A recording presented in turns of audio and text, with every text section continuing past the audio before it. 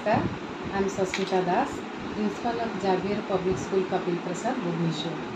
School आमर 15 September 2017 को start होता है। बर्तमान ये 260+ पिला अच्छा। स्कूल आरंभ आज पर्यंत तो एपर्यंत भी संघर्ष सरीनी चली।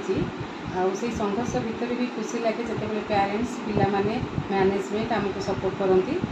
आम आगक आगक बढ़ापी प्रोत्साहन पाचु और बहुत खुशी लगुच ये कुनि कुनि पिला सहित काम करने। वार्षिक उत्सव में आमर 250+ पिला संबर्धन कराला। कारण यही वार्षिक उत्सव में पिला मध्य गोटे आग्रह आला मैंने चाहती जे से आहरी आगू बढ़े केते भल कले गोटे छोट गिफ्ट भी देदेले से बहुत खुशी होती। से खुशी ही ये वार्षिक उत्सव आयोजन कराए। आमर स्कूल आम ये लाइटनिंग करके दिवाली भी मनाऊ, रंगोली होली भी बहुत खुशी सहित पिला परस्पर को सेलिब्रेट करती। ये ईद रे आम भी पिला परस्पर को ईद मुबारक कहती। एक्समास से भी आमर ये एक्समास संग बोला हो सांता क्लॉज आसी पिला गिफ्ट दिए। एक्समास म्यूजिक रे पूरा स्कूल कैंपस संगीत मुखरित हो जाए। सबु प्रकार सरस्वती पूजा, गणेश पूजा, सबु प्रकार पूजा पर्वपर्वाणी ये सेलिब्रेट पिला बड़ खुशी सह करते। से पिला एडमिशन करने स्कूल भी नौ जावियर पब्लिक स्कूल नई अनु जेको स्कूल भी पढ़ू।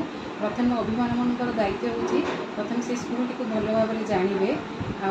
स्कूल स्टाफ माने कौ टाइप अच्छा से देखिए, से परिवेश कौ टाइप देखिए, से कुली कुली पिला कौ हाथ में टेकी दौरान से फास्ट देखिए। पिला भविष्य कथा पेरेंट्स माने भी माने सचेतन हो चिंता करेंगे। मो नमिता दास, जावियर पब्लिक स्कूल कपिल प्रसाद सेक्रेटरी। स्कूल तो है 8 वर्षर किंतु कोविड हेतु बंद थिला 3-4 वर्ष। तो ये तृतीय वार्षिक उत्सव थर्ड एनिवर्सरी।